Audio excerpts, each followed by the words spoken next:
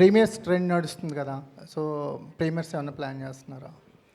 Premieres ఏం అనుకోలేదండి. ఎందుకు 27th నైట్కి 28th మార్నింగ్ పెద్ద తేడా ఉందండి. అంటే బాగా కాన్ఫిడెన్స్ ఉన్న మూవీస్కి ప్రీమియర్స్ డెఫినెట్గా వెరీ వెరీ కాన్ఫిడెంట్ అండి. దాంట్లో సినిమా మీద అయితే మాకు ఏ కోసైనా చిన్న అనుమానం కూడా లేదు. ఎందుకంటే wholesome entertainer, well packed film.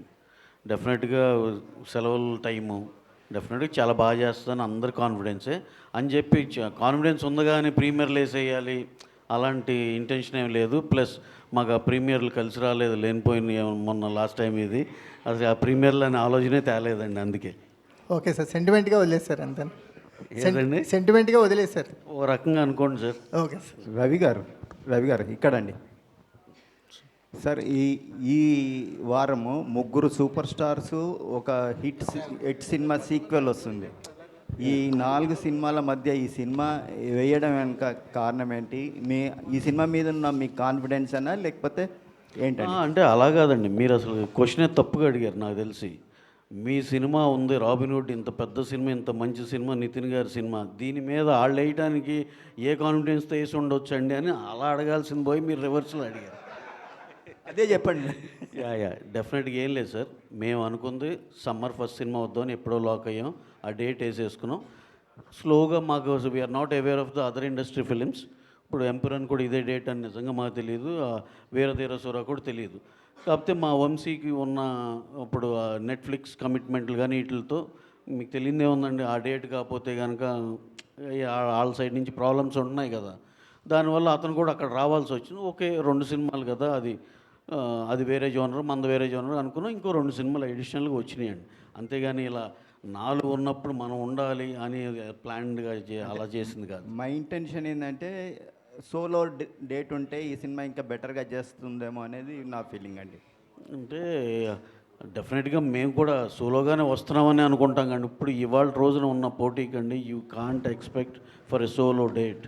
డెఫినెట్గా అది పెద్ద సినిమా అవునండి, చిన్న సినిమా కంపల్సరీ ఇంకో సినిమా మీద వస్తుంది. అలాగే ఇప్పుడున్న డైరెక్టర్లు కూడా జాగ్రత్తగా వాళ్ళు మైండ్లో గుర్తుపెట్టుకోవాల్సింది ఏంటంటే, నువ్వు ఆ వారం పోటీ సినిమాతో పోటీ పడుతున్నావు, దాని మీద గెలిస్తేనే ఈ వారం నీది అనేది ఎప్పుడు మైండ్లో పెట్టుకోవాలి.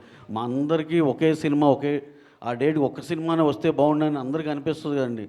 కానీ గ్రాడ్యువల్గా అది మంచి డేట్ అయినప్పుడు యూజువల్గా ఇంకో 4-5 జాయిన్ అయిపోతారండి. ఈ డేట్కే కాదు, ఇంకో డేట్ చెప్పండి మీరు, మేము దానికి వెళ్ళినా అక్కడ కూడా ఇంకొకళ్ళిద్దరు వస్తారు సార్ కంపల్సరీ.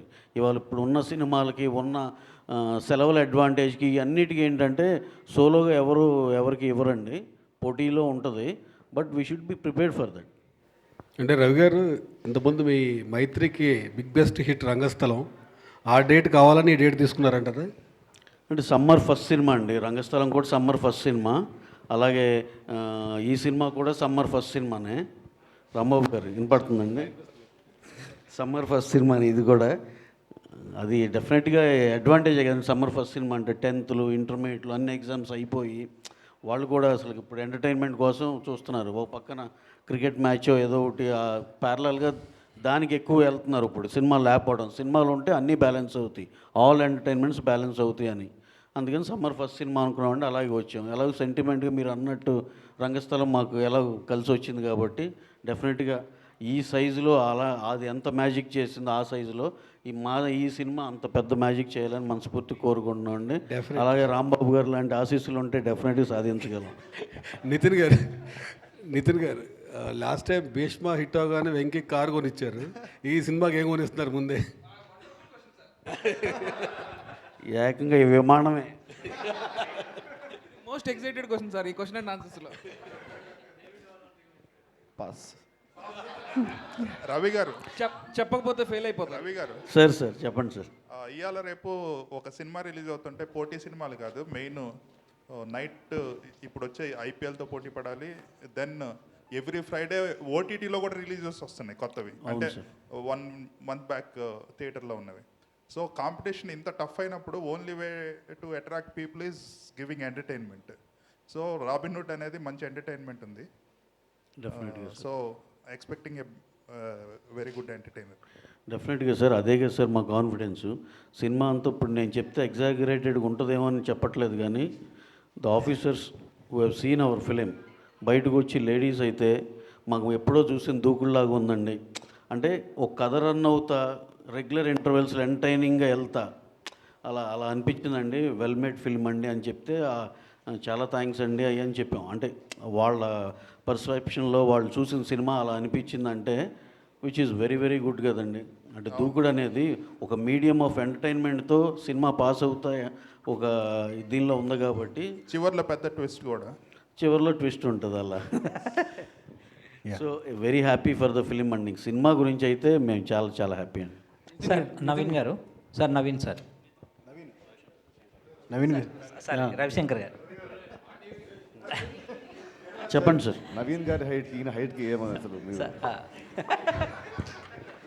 సార్ సార్ యాక్చువల్గా అంటే ఇర్రెస్పెక్టివ్ ఆఫ్ ప్రీవియస్ ఫిలిమ్స్, అంటే హీరోల ప్రీవియస్ ఫిల్మ్తో సంబంధం లేకుండా మీరు అంటే కథల్ని నమ్ముకొని బడ్జెట్లు పెడుతున్నారు. మొన్న హిందీలో కూడా సన్నీ డియోల్ గారు అంటే సౌత్ ఇండియన్ సినిమాలను చూసి నేర్చుకోవాలని ఒక కాంప్లిమెంట్ కూడా మీకు ఇచ్చారు. అంటే ఇది ఎలా ప్లాన్ చేస్తున్నారు సార్ ఇలా వరుసగా ఇంత బడ్జెట్ సినిమాలు, పెద్ద పెద్ద సినిమాలు? అంటే ఆయన చెప్పింది వేరే కాంటెక్స్ట్లో అండి. ఆయన కంఫర్ట్ లెవెల్స్లో మాట్లాడారు. ఇప్పుడంతా ఒక కార్పొరేట్ సిస్టంలో ప్రతిదీ రూల్ అంటే రూల్గా ఉంటుంది కదండి. ఇప్పుడు ఇండివిజువల్ ప్రొడ్యూసర్ అయితే ఇంకొంచెం ఆ ఫ్లెక్సిబిలిటీ ఉంటుంది అనే సెన్స్లో చెప్పారు. అంతేగాని ఇక సౌత్ జిందాబాదు ఇది కాదు ఆ టైప్లో కాదు ఆయన అంది. అంటే జనరలైజ్ చేసి మాకు ఎక్కువ కంఫర్ట్ దొరుకుద్ది, డైరెక్టర్స్ కూడా ఎక్కువ లిబర్టీ ఇస్తారు సౌత్లో అయితే అని ఆయన ఏమనుకుంటున్నారు చెప్పారు అంతే అండి. సార్ నితిన్ గారు, అంటే ఒక పుష్ప లాంటి